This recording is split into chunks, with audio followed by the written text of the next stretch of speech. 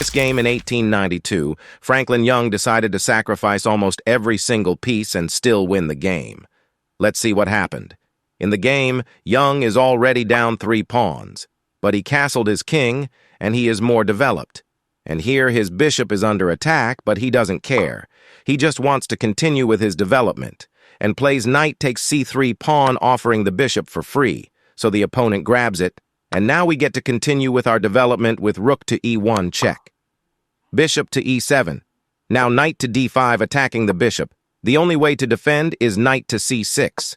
But now we keep applying the pressure with bishop to g5. Here the only way to defend the bishop is pawn to f6.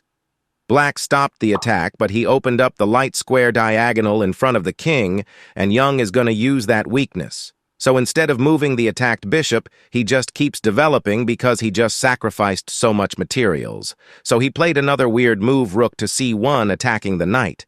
Black just defended the knight with pawn to b5.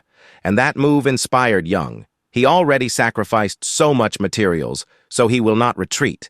So he plays rook to c4, sacrificing the rook, because after pawn takes the rook. The defender of e5 square is removed. The Young continue his insane moves, knight to e5. This move, according to computer engines, it is a losing move. But finding the best response is not simple, so the opponent in this position just grabbed the bishop with pawn to g5. But guess what? White now is winning. Queen to h5 check. His opponent thought that after pawn to g6, stopping the check that Young will move, his knight takes g6 pawn, and after black recapture, then Young will grab the rook. But black is still up more materials. He plays knight to f6 check, sacrificing the knight, because after the bishop takes, the e-file is opened. Then he plays knight takes g6 with a discover check by the rook. And here take a look. White has a queen, a knight, and a rook. And black has a queen, 2 rooks, 2 bishops, and a knight.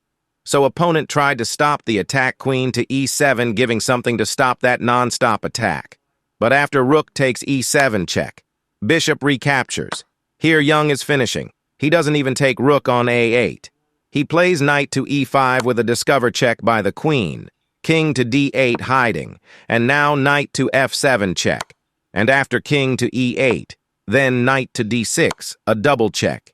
And after king to d8, queen to e8 check, sacrificing his queen, because after the rook takes the queen, with only the knight is left for white on the board, the king is smothered.